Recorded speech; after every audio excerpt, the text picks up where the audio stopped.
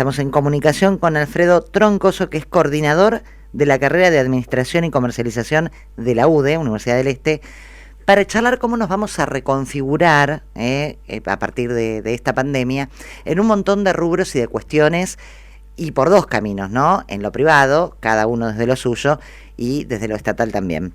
Alfredo, buen día. Mariana Sotle te saluda. Gracias por atendernos. Hola, ¿qué tal, Mariana? ¿Cómo te va? Buen día. Gracias a vos por el contacto. No, por favor. Alfredo, bueno, con vos charlábamos off the record ayer, y este disparador que un colega tuyo de España, creo, si no me equivoco, como que nos había hecho coincidir en cómo arrancaría esta charla, ¿no? Que no estamos ante una era de cambio, sino en un cambio de era. Sí, claro. Justo se dio, ayer yo participé de una actividad de estas online que estamos haciendo todos ahora, y algo que yo venía hablando con colegas y que lo expresaba como que estábamos viviendo nuevamente lo mismo que había pasado cuando fue la era del hielo. Escuché a este licenciado que se llama Pamies Cartagena, sí, que le puso nombre a lo que yo pensaba, que dijo, no estamos ante una era de cambio, sino que estamos ante un cambio de era, y la verdad que hoy nos está pasando eso, ¿no? Estamos todos reinventándonos, las empresas se están reinventando, y pareciera ser que ya nada va a ser como era antes de lo que conocíamos. Sí, sí.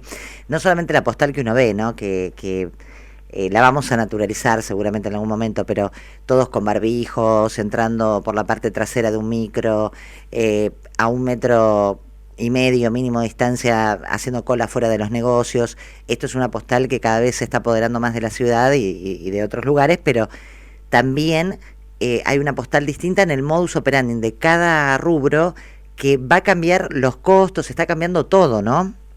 Sí, claro. A ver, está pasando, se ve que lo que va a pasar es que, por eso lo del cambio de era, no nada va a ser distinto. A partir de ahora, por ejemplo, esto que vos decías recién del barbijo, lo que antes era ilógico ahora pasa a ser lo natural y viceversa. Antes ver por televisión a alguien en un país asiático caminando por la vereda con un barbijo, decíamos, ¿qué le pasa a esta gente? Y ahora uno va a hacer la compra de la semana al supermercado y ve una persona que no tiene barbijo y dice, ¿qué le pasa a este que no tiene barbijo? Tal cual. Eso lleva, por ejemplo, a que las empresas van a tener nuevos costos y mayor cuidado en muchas cuestiones, como por ejemplo la seguridad de sus empleados, la limpieza, que van a cambiar toda la estructura de precios de la economía. Una de las cuestiones que puede pasar es que este aumento de costos por gastar dinero en algunas actividades que antes estaban un poco descuidadas, por decirlo de alguna manera, se va a dar en un momento en que en la economía va a haber en todo el mundo una recesión muy grande. Y como consecuencia de eso, esos aumentos de costos probablemente no se van a poder trasladar todos al bolsillo del consumidor, con lo cual eso va a repercutir en la rentabilidad del empresario. Sí, y en esta reconfiguración también está el tema de cómo llego al cliente, porque las empresas, por ejemplo, que nos manejábamos está funcionando hace mucho tiempo lo que es comercio por internet, hay que decirlo, pero hay muchos que aún no están ayornados ni acompañando estos tiempos, y del otro lado hay clientes que tampoco lo hacen de esta manera, ¿no? Sino que uno va presencialmente. Esto cambia porque además dentro de las excepciones no puede haber en la mayoría de los rubros gente ahí público presencial, y hace que uno tenga que vender de otra manera, ¿no? Y que una vez que también lo haga ahora a la fuerza, porque no hay tiempo, quedará ya permanentemente. Pero digo, ese mercado que era para algún público, el mercado vía internet y demás, ahora es como que la mayoría tenemos que recurrir a este tipo de venta online. Sí, claro, yo el otro día escuchaba, hasta hace un poco tiempo atrás, la sociedad se dividía entre los que estaban de acuerdo con el delivery y el no delivery, más allá de otras cuestiones legales o laborales, de la precariedad o no de los trabajadores del delivery, que no es mi tema porque no soy abogado, pero uno se podría dar cuenta, ¿no? Pero ¿qué pasa? Antes estábamos discutiendo si estaba bien o estaba mal, y hoy decimos, menos mal que hay delivery, porque si no tuviéramos delivery, no estaríamos pudiendo recibir un montón de cosas que compramos. Entonces, todas aquellas actividades que todavía de alguna manera se resistían a la venta online o al delivery, de alguna manera hoy se vieron como muchas actividades forzadas a tener que aceptarlo y empezar a hacerlo, porque si no se quedaban afuera de todo negocio, ¿no? Sí, ahí también donde traslado el costo una vez más, ¿no? Porque vamos a suponer, Globo, pedido ya, ¿quién lo paga? ¿El consumidor? ¿Lo reparten? ¿Lo paga la empresa o el comercio? Es también toda otra discusión que se plantea, porque en esta suba de precios y a su vez caída de ingresos que tenemos más en este marco, se hace muy complicada también esta discusión. ¿Quién lo paga? ¿Quién lo absorbe? Así que los costos, como vos decís, para el que produce, vende, etcétera, van subiendo cada vez más de todos lados. Sí, sin lugar a dudas, y eso es una gran discusión. De todas estas actividades generan algún tipo de costo adicional, y por eso lo de la redistribución del ingreso, ¿no? No se puede trasladar todo al consumidor, tampoco lo va a poder absorber todo el empresario, que es el que invierte y el que pone la empresa y que tiene las responsabilidades tributarias, pero también es cierto que uno como consumidor se fue acostumbrando a tener ciertos beneficios, y después tener que empezar a pagar por algo nos va a costar un poco más. Claro, choca, además de que por ahí tampoco se puede, porque como que se conjugan, es la suma de todos los miedos, ¿no? En este momento, y se complica también. Sí, claro, evidentemente no es un problema de los argentinos solamente, esto, la recesión económica que se va a provocar en el mundo, ya están diciendo que no tiene precedentes con ninguna otra recesión que hubo. Y la naranja tiene una cantidad de jugo, y va a dar el jugo que tiene la naranja, y cuando se acabe el jugo no va a haber de dónde seguir extrayendo. Entonces, sin lugar a dudas, de alguna manera se va a tener que reconfigurar la economía, la forma en que hacemos las cosas, la forma en la que consumimos, lo que estamos dispuestos a pagar por ciertos productos y lo que no estamos dispuestos a pagar por ciertos productos. La verdad que es como decía el título, ¿no? Un cambio de era realmente. Y con respecto al Estado, ¿qué es lo que tenemos que por ahí también empezar a leer de otra manera? Y bueno, de nuevo, siguiendo con esta línea del cambio, ¿no? Que ya veníamos diciendo, hay algunas teorías que dicen que antes el mundo vivía en la normalidad y de vez en cuando había un cambio. Ahora es al revés, ¿no? Vivimos en un cambio constante y durante algún tiempo hay alguna normalidad. Cosas que van a tener que ir cambiando, según mi punto de vista, por ejemplo, sí, es la presión impositiva.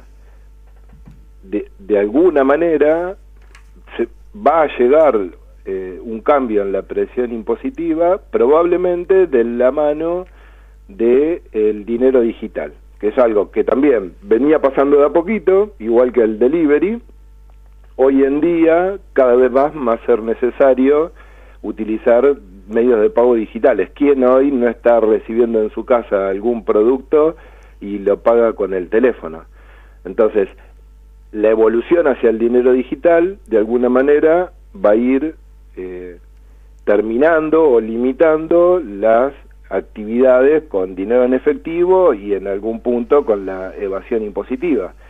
Eso, bien aprovechado, debería significar una disminución en la carga impositiva, pero que todos paguen, digamos. Entonces, tranquilamente todos podríamos pagar, digo un número, cualquier cosa, sí, como en Estados Unidos, 7% de impuestos, pero todos pagarían impuestos, con lo cual probablemente la recaudación tributaria claro. sería mayor y el Estado podría destinar más recursos a actividades que hace un tiempo que estaban relegadas, como por ejemplo la investigación, el desarrollo, la medicina, de nuevo, todas cosas que pensábamos que en algún momento iban a pasar, ahora ya las tenemos entre nosotros, ¿no? Es muy interesante el tema bueno, ahora en esta pandemia es donde más uno se da cuenta las debilidades y las fortalezas. Las debilidades, por ejemplo, es el tema de que en La Plata, vamos siempre a hablar de nuestra región, ¿no? Que sí, es más interesante porque tenemos del otro lado mucha gente platense. En La Plata hay negocios que no tienen postnet, por ejemplo. Estamos obligados a usar efectivo, cuando con esta pandemia lo ideal sería hacer todo, bueno, por home banking o con la tarjeta de débito, que no es lo mismo que utilizar el dinero, que tiene un montón de virus y bacterias y demás. Bueno, no tenemos negocios con postnet, hay mucha economía informal que tampoco se está generando, por ejemplo, en el ingreso familiar extraordinario. El principal problema que se generó es que hay gente que no tiene directamente ni caja de ahorro, ni CBU, es como que empiezan a quedar, ¿no?, todas estas debilidades o falencias que tenemos al descubierto, porque sería muy importante poder manejarnos con una tarjeta. Sí, claro. A ver, y esto también tiene que ver mucho con la resistencia al cambio y con los cambios culturales que se van generando. He sabido, porque uno lo ve cuando habla con gente o que no está acostumbrada a utilizar una tarjeta, o que nunca tuvo acceso a tener una cuenta bancaria, o que le da miedo, o que piensa que si paga a través de internet va a sufrir una estafa, cosa que también a veces sucede. A veces sucede, hay que tomar ciertos recaudos, ¿no? Pero la verdad es que por eso siempre vuelve a mi cabeza la palabra cambio. El que creía que no iba a tener que pagar de manera digital, hoy en día no le va a quedar otra que hacer eso. A mí me contaron de un ejemplo de un barrio en los alrededores de La Plata donde no tenían un supermercado cercano, había solamente hay solamente un almacén que es el que abastece a todos, que se llenaba de gente. Entonces alguien le dijo al dueño, bueno, mirá, ¿por qué no hacemos una cosa? Si no tenés postnet, aunque sea debes tener una cuenta bancaria, entonces te hago el pedido por teléfono, lo preparás, porque no tenés delivery tampoco, me decís a qué hora lo voy a buscar, y como yo no puedo ir al cajero a sacar dinero, porque no puedo moverme y el cajero me queda muy lejos, entonces te hago una transferencia bancaria y voy y retiro el pedido, y minimizamos el tiempo en que yo estoy en la calle, minimizamos el tiempo de tus empleados en contacto con otras personas que son potenciales transmisores de este maldito virus. Y el dueño del negocio dijo, pero si yo hago todo por transferencia bancaria voy a tener que pagar más impuestos. Claro, bueno, sí, es el gran motivo por el cual no hay, pero en la periferia, en muchos lugares, es un negocio en tu barrio que tiene postnet. Es increíble cómo no se utiliza porque se blanquea todo, tienen que pagar, tal cual lo que vos decís, entonces evitan, ¿no? Echa la ley, echa la trampa y este en blanco en negro que también existió siempre entre nosotros. Sí, que existe en todo el mundo, digamos, ¿no? Uno se imagina que solamente hay evasión impositiva acá, en todos lados pasa. El tema es que a medida que esto siga evolucionando y nos sigamos reconfigurando, listo, no va a existir la opción de decir pago con dinero en efectivo o pago con dinero virtual y nada, llegó para quedarse. Sí, no va a quedar otra que el dinero virtual. En algún momento, bueno... En algún momento va a pasar. Tal cual, no sabemos cuándo. ¿Qué otras cuestiones? Bueno, esto del impuesto que decías es una, ¿no? ¿Qué otra cuestión del Estado considerás que se tiene que reconfigurar? No, y esto que hoy yo decía, un montón de actividades que durante muchos años de nuestra historia han ido perdiendo significación y preponderancia, que hace tanto tiempo que uno viene escuchando, cada vez que hay paritarias, cada vez que hay que renegociar salarios, los docentes, los doctores, el personal de salud, la investigación, actividades que, como no era necesario, se fueron de a poco desvalorizando. Hoy todo el mundo se da cuenta, el otro día escuchaba, los países han invertido miles de millones de dólares en armas y ahí tienen las armas guardadas porque no les sirven para nada. Entonces, yo siempre le digo el ejemplo de Costa Rica, ¿no? Que es un país que no tiene fuerzas armadas y tiene una educación casi cero de analfabetismo y tiene una salud pública extraordinaria. Ahí ya se había dado naturalmente que alguien un día dijo, ¿para qué más armas? Yo no me quiero pelear con nadie. Entonces se pueden redirigir los recursos del Estado hacia actividades que van a ser necesarias. ¿Quién hoy no estaría de acuerdo con que a un médico o a un enfermero o a alguien que está limpiando un hospital, que está poniéndole el pecho a las balas en este momento tan complicado, quién no va a justificar que esa persona realmente gane lo que tiene que ganar y que se corresponde con las actividades que está realizando, ¿no es cierto? Sí, algo que por ahí uno no... el aplauso de las 9 de la noche, por ejemplo, nunca se le daba importancia al personal de salud y ahora sabemos que vamos a terminar ahí si tenemos algún síntoma vinculado al coronavirus y que los necesitamos más que nunca y están con un salario muy por la baja. Bueno, casualmente ahora a 11:30 hay una convocatoria de prensa ahí en el Hospital San Martín por los residentes, que los residentes encima son los primeros que te reciben y los que menos ganan y tienen una carga horaria impresionante semanal. Alfredo, ¿qué consejos en esta pandemia nos podés dar para administrarnos cada uno en lo propio, ¿no? Porque es cierto que el universo es muy amplio, porque hablábamos en esta nota de los comerciantes, el Estado, bueno, está aquel que está en casa y tiene un sueldo de la administración pública y bueno, puede quedarse en casa, está el que está en casa y depende de su plata, del manguito día a día y estará, nada, caminando las paredes y en otra situación. Es muy diverso, ¿no?, el universo, pero ¿qué es lo que uno puede hacer desde su lugar para administrarse mejor?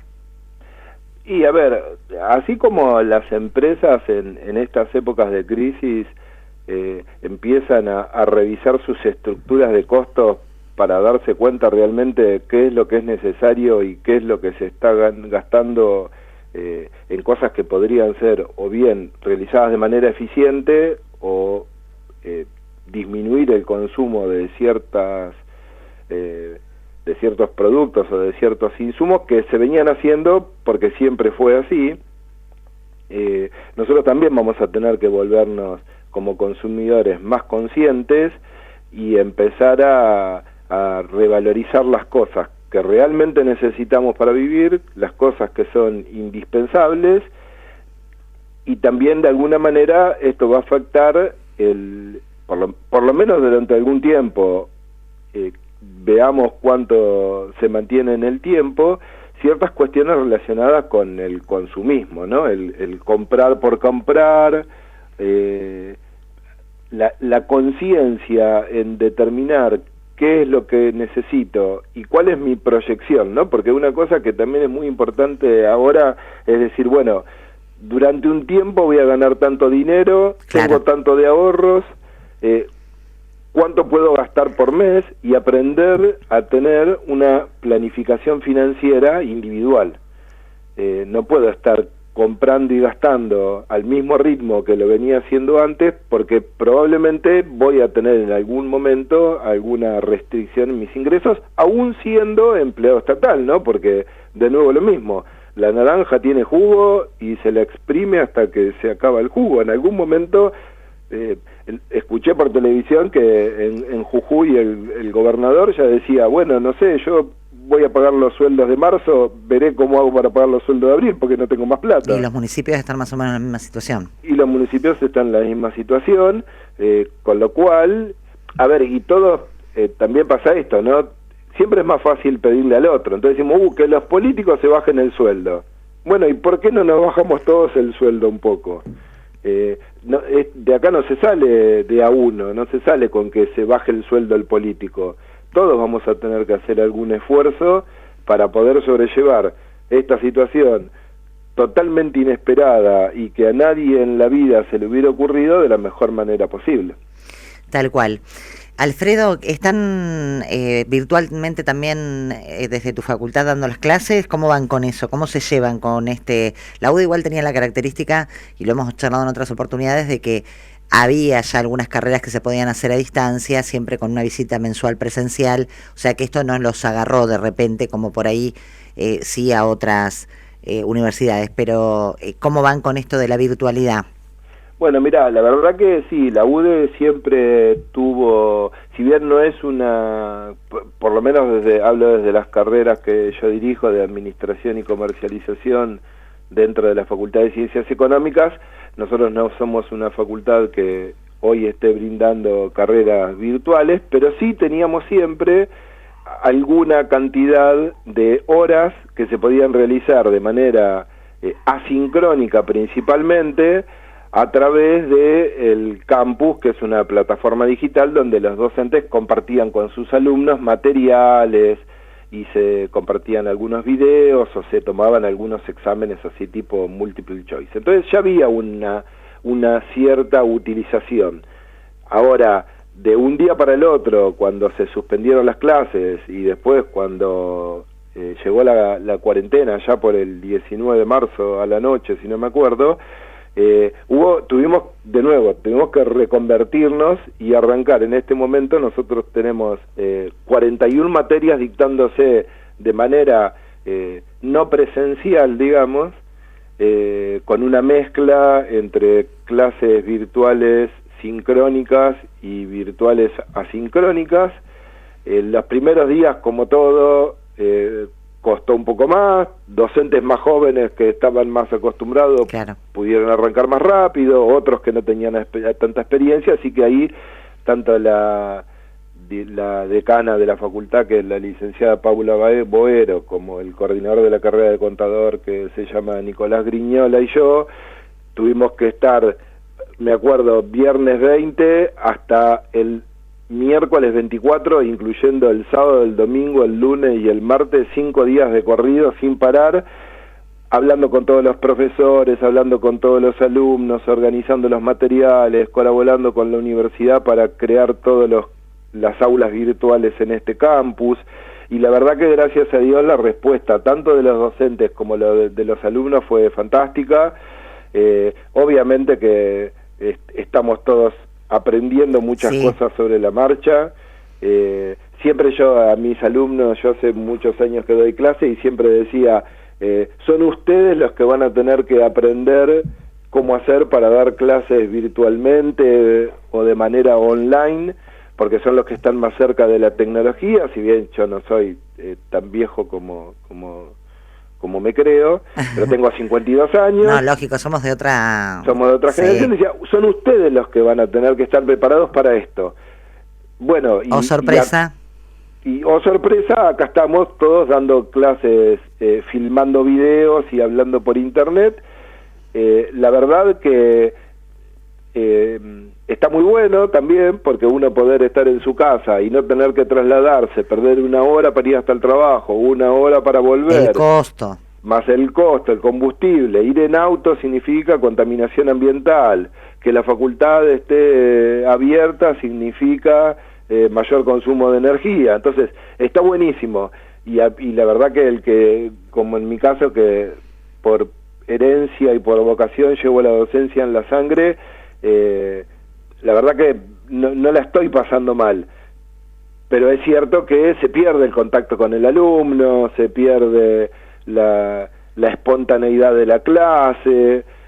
Para un alumno no es lo mismo estar frente al profesor y hacerle una pregunta que estar haciéndola y que por ahí la clase se está filmando, pero la verdad que el compromiso de los alumnos, la exigencia de los alumnos, eso también hay que decirlo, ¿no? Porque los alumnos realmente dijeron, yo quiero seguir estudiando. Yo diría que ni siquiera sobran los dedos de la mano para que algún alumno haya dicho, no, aprovecho y me voy de vacaciones.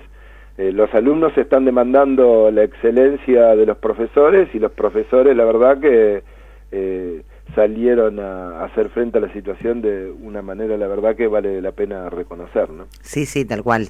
Es muy dinámica la cosa, pero bueno, después también puede quedar, y lo hablábamos con Luis cuando hablábamos de la virtualidad, podrá quedar como una herramienta más instalada, ¿no? Porque en algún momento también tuvo mala prensa todo lo que es virtual en educación, y es una buena herramienta para tenerla, no al 100%, porque es cierto lo que vos decís de lo presencial, pero sí tenerla más presente, ¿no? Y recurrir en más oportunidades. Sí, claro, y esto es de nuevo lo que hablábamos hoy de los cambios. Hay un doctor en ciencias económicas de acá de Argentina que es muy conocido, que se llama Alberto Levi, que él en uno de sus libros habla sobre los game changers, ¿no? Las empresas que cambian las reglas de juego, que algo cambia para siempre y que se empieza a hacer de una manera totalmente distinta, como fue en su momento, no sé, Netflix, que terminó con el negocio de Blockbuster. Y atrás de todo esto está ahora esta corriente de las startups, que son empresas que no tienen techo, porque yo hago, por ejemplo, un software para jugar por el celular y no tengo una limitante en la capacidad instalada. Tendré que tener una computadora más poderosa, pero se puede replicar el negocio fácilmente. Ciertas actividades como la educación presencial estaban afectadas por la capacidad instalada. Cualquier colegio que tiene X cantidad de aulas puede dar clase a tantos alumnos y llega un momento que no puede tener más alumnos. Si hoy en día se aprovecha de manera inteligente la educación a distancia, por ejemplo, un colegio va a poder tener lunes y martes un grupo de alumnos que 3 días estudian después virtualmente y viceversa. Claro. Con lo cual se va a poder aprovechar mucho mejor tanto los recursos económicos de ese colegio como la posibilidad de que más gente acceda a la educación estando en lugares donde no tiene una escuela de manera cercana, ¿no? Alfredo, está interesantísimo, me encantaría seguir charlando, pero tenemos que ir a la pausa. Te agradezco muchísimo esta comunicación y bueno, no va a faltar la oportunidad de poder charlar porque parece que viene para largo todo esto. Sí, por supuesto, cuando quieran podemos estar compartiendo temas y opiniones, ¿no? Porque también tiene que ver esto, muchos estamos opinando y expresando cómo quisiéramos que el mundo sea mañana. La verdad que todavía faltan muchas certezas por conocer. Sí, totalmente de acuerdo. Gracias, Alfredo, buen día. Bueno, Mariana, muchas gracias y estamos en contacto. Por supuesto, buen día. Alfredo Troncoso, entonces, es coordinador de la carrera de Administración y Comercialización de la UDE, de la Universidad del Este.